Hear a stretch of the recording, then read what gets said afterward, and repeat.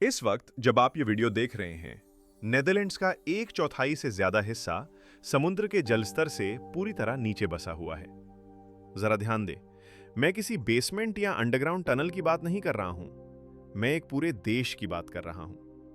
अगर उनके विशाल hi tech water pumps आज अचानक काम करना बंद कर दें, तो आधा देश कुछ ही दिनों के अंदर समुद्र के पानी के नीचे हमेशा के लिए गायब हो जाएगा।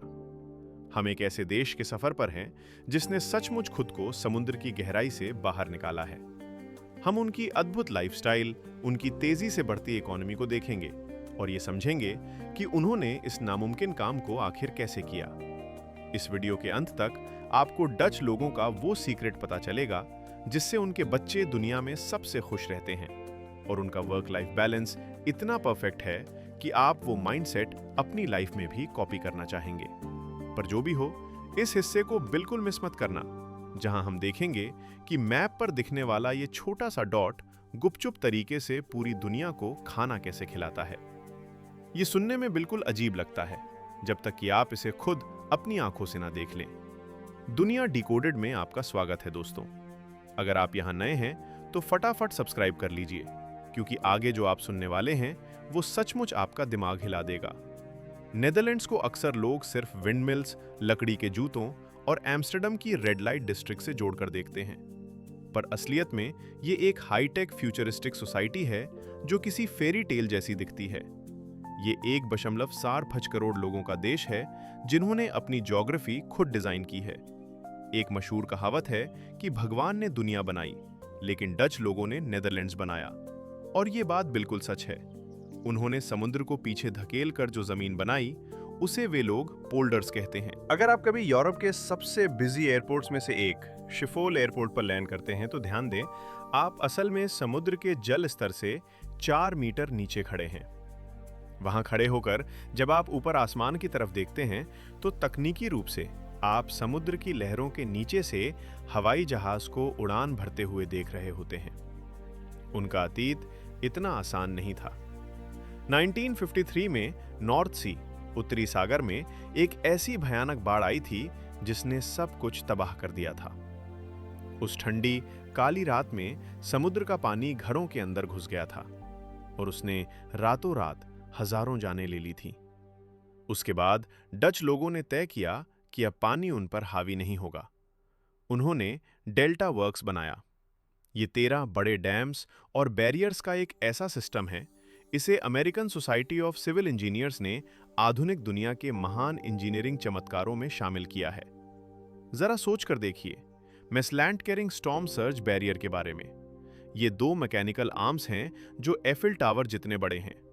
जब भी समुद्र का पानी खतरनाक लेवल तक बढ़ता है, ये दोनों जायंट आर्म्स ऑटोमेटिकली बंद हो जाते हैं और पूरे देश को डूबने से बचा लेते हैं। ये कोई साइंस फिक्शन मूवी नहीं है, ये उनका रोज का सच है। 26% देश समुद्र के नीचे है और देश की 60% जीडीपी इन्हीं इलाकों से आती है। पर पानी को बाहर रखना तो उनकी सिर्फ पहली ट्रिक थी। उस सूखी जमीन के साथ उन्होंने जो किया वो इससे भी कहीं ज्यादा क्रेजी है।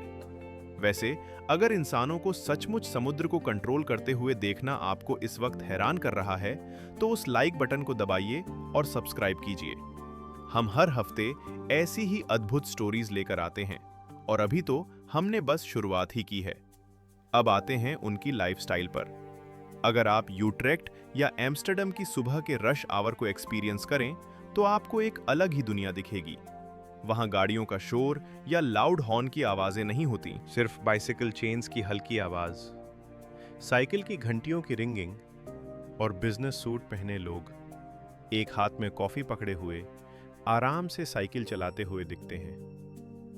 17.5 मिलियन लोगों के इस देश में 23 मिलियन बाइसिकल्स हैं, यानी इंसानों से ज्यादा साइकिलें।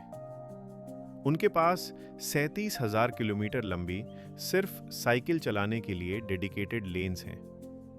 चाहे नॉर्थ सी की ठंडी हवा चल रही हो या बारिश हो रही हो, डच लोग अपनी साइकिल पर ही नजर आते हैं। लेकिन ये हमेशा से ऐसा नहीं था। 1970 के दशक में डच शहर गाड़ियों के धुएं और ट्रैफिक जैम से पूरी तरह चोक हो चुके थे। एक्सीडेंट्स बढ़ रहे थे और सड़कों पर चलना मुश्किल हो गया था। तब वहां के लोगों ने प्रोटेस्ट किया। उन्होंने एक मूवमेंट चलाई जिसका नाम था स्टॉप द किंडर मूड, जिसका मतलब होता है स्टॉप द चाइल्ड मर्डर। उन्होंने गवर्नमेंट को फोर्स किया कि देश को इंसानों के हिसाब से डिजाइन करो, ना कि मशीन्स और गाड़ियों के हिसाब से। और इसका असर आज आप देख सकते हैं। हर रास्ता, हर ट्रैफिक लाइट पहले एक साइकिलिस्ट या पैदल चलने वाले के बारे में सोचकर बनाई जाती है। वहां कार चलाना एक ऑप्शन है, मजबूरी नहीं। अब आप सोच रहे होंगे कि एक छोटा सा देश जिसका आकार इतना कम है, वो दुनिया में क्या ही इंपैक्ट डाल सकता है। तो सुनिए, नीदरलैंड्स पूरी दुनिया में एग्रीकल्चर प्रोडक्ट्स एक्सपोर्ट करने के मामले में दूसरे नंबर पर आता है। सिर्फ अमेरिका उनसे आगे है, जबकि अमेरिका साइज में नीदरलैंड से 270 गुना बड़ा है। थोड़ा रुकिए और इस बात को प्रोसेस कीजिए। वेट अंटिल यू हियर कि इस छोटे से जमीन के टुकड़े से कितना खाना बाहर आता है। ये नंबर्स सचमुच मेरा दिमाग हिला देते हैं। वे इस नामुमकिन चीज को पॉसिबल बनाते हैं अपनी एक्सट्रीम हाईटेक एफिशिएंसी। अगर आप रात के वक्त वेस्टलैंड के इलाके से गुजरेंगे तो आपको बड़े बड़े चमकते हुए एलईडी ग्रीन हाउस कॉम्प्लेक्सेस दिखेंगे जो बिल्कुल किसी स्पेसशिप की तरह लगते हैं। ये ग्रीन हाउसेस इतने बड़े हैं कि आप इनके अंदर पूरा का पूरा शहर बसा सकते हैं। इनके अंदर का नजारा और भी माइंड ब्लोइंग है। ड्रोन्स हवा में उड़ते हुए एक एक प्लांट की हेल्थ मॉनिटर कर रहे होते हैं और जियोथर्मल हीट का यूज करके वे कड़ाके की सर्दियों में भी ताजी फसल उगाते हैं। बाकी दुनिया टमाटर उगाने में जितना पानी यूज करती है, डच लोग उससे 90% कम पानी में उतने ही टमाटर उगा लेते हैं। उनके पास जमीन कम थी तो उन्होंने साइंस का सहारा लिया। ये सिर्फ एग्रीकल्चर नहीं है, ये प्योर इंजीनियरिंग है जिसने खेती के तरीके को हमेशा के लिए बदल दिया है। अगर आप आज कुछ बिल्कुल नया सीख रहे हैं तो मेक श्योर टू सब्सक्राइब और मुझे कमेंट्स में जरूर बताना, क्या आपके देश में इस लेवल की हाईटेक फार्मिंग अपनाई जा सकती है? इस एक्सट्रीम एफिशिएंसी के बीच इनका नेचर और खूबसूरती के साथ एक बहुत ही गहरा कनेक्शन है। आपने कुकनहॉफ गार्डन के बारे में जरूर सुना होगा, जहां स्प्रिंग के मौसम में लगभग 7 मिलियन फूल खिलते हैं। नीदरलैंड्स और ट्यूलिप्स का रिश्ता पूरी दुनिया में फेमस है। ताजे फूलों की वो मीठी खुशबू और चारों तरफ फैले हुए लाल, पीले और गुलाबी रंग किसी को भी दीवाना बना सकते हैं। लेकिन क्या आप जानते हैं कि ट्यूलिप्स असल में नीदरलैंड्स के हैं ही नहीं। ये असलियत में ऑटोमन एम्पायर यानी आज के टर्की से वहां आए थे। 16वीं सदी के अंत और 17वीं सदी की शुरुआत में ट्यूलिप नीदरलैंड्स पहुंचे और जल्द ही बेहद लोकप्रिय हो गए। तो उन्होंने एक ऐसी दीवानगी पैदा की जिसे हिस्ट्री में ट्यूलिप मेनिया कहा जाता है। यह दुनिया का सबसे पहला फाइनेंशियल क्रैश था। उस वक्त एक अकेले ट्यूलिप बल्ब की कीमत एम्स्टर्डम में एक लग्जरी मैंशन के बराबर हो गई थी। लोग अपने घर, अपनी जमीन, अपनी सारी सेविंग्स, यहां तक कि अपने जानवरों तक को बेच रहे थे सिर्फ एक फूल की जड़ खरीदने के लिए। बार्स और पब्स में लोग पागलों की तरह इन फूलों की बोली लगाते थे। ये एक ऐसा पागलपन था जिसने पूरी इकोनॉमी को हिलाकर रख दिया था। एक ऐसा क्रैश जिसने रातों रात अमीर लोगों को सड़क पर ला दिया। आज का डच कंट्रीसाइड उस हिस्टोरिकल केओस से बिल्कुल अलग है। वहां परफेक्टली सीधी कैनाल्स और परफेक्टली मैनिक्योर्ड फॉरेस्ट्स मिलते हैं। सब कुछ इतना ऑर्गेनाइज्ड है कि लगता है जैसे किसी ने स्केल से नापकर प्रकृति को डिजाइन किया हो। और उनके इस रिलैक्स होने के पीछे का रीजन, ये सिर्फ वहां की खूबसूरत सीनरी नहीं है, बल्कि एक स्पेसिफिक कल्चरल रूल है जिस पर आप यकीन नहीं करेंगे। उस रूल को समझने के लिए आपको उनकी साइकोलॉजी को समझना होगा। डच लोगों के पास एक वर्ड है, गेजेलिगहाइट। इसका एग्जैक्टली कोई इंग्लिश या हिंदी ट्रांसलेशन नहीं है, पर इसका मतलब होता है एक कोजी सोशल टुगेदरनेस वाली फीलिंग। सर्दियों की शाम को फायरप्लेस के पास दोस्तों के साथ बैठना, अच्छा खाना खाना और एक दूसरे की कंपनी एंजॉय करना। बारिश के मौसम में किसी कैफे में बैठकर गर्म कॉफी पीना हवा में ताजी सीकी हुई स्ट्रोप वॉफल्स की मीठी महक और लोगों के हंसने की आवाजें। ये कोई काम या टास्क नहीं है, ये सब इस कल्चर का हिस्सा है। ये वो फीलिंग है जो उन्हें अंदर से सुकून देती है। वहां 4 दिन का वर्क वीक बहुत ही कॉमन है। लोग अपने काम को पूरी तरह से करते हैं, पर वो काम उनकी जिंदगी नहीं होता। यूनिसेफ की रिपोर्ट बार बार ये बताती है कि दुनिया में सबसे खुश बच्चे नीदरलैंड्स में होते हैं। Number 1 in global happiness. क्यों?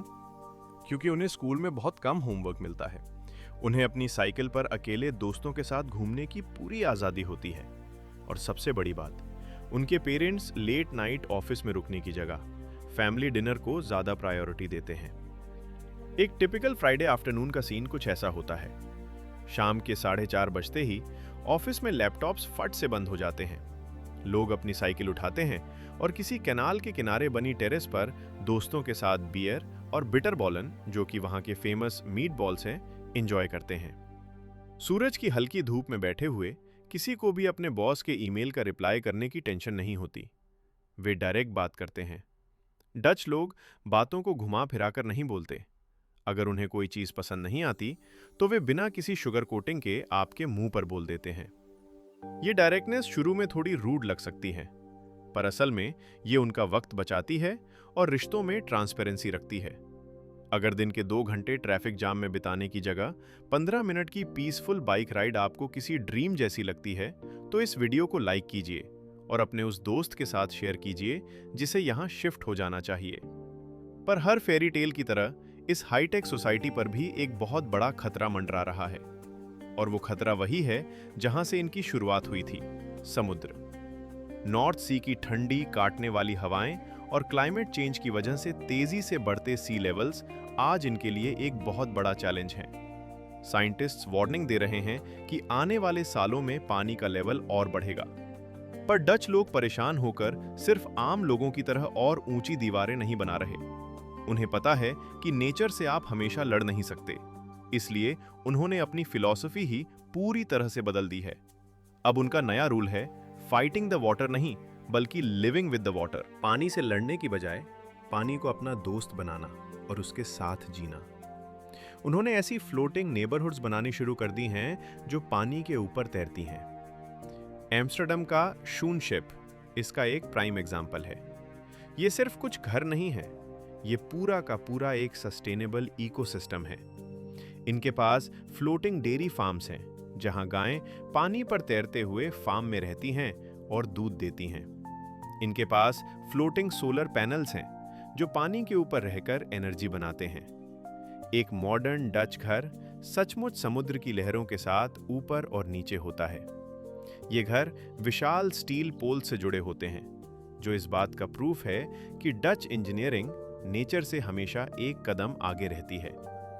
वे बाढ़ का इंतजार नहीं करते, वे बाढ़ के ऊपर अपना घर बना लेते हैं। जब आप इन सब चीजों को एक साथ देखते हैं तो एक बहुत ही पावरफुल रियलाइजेशन होती है।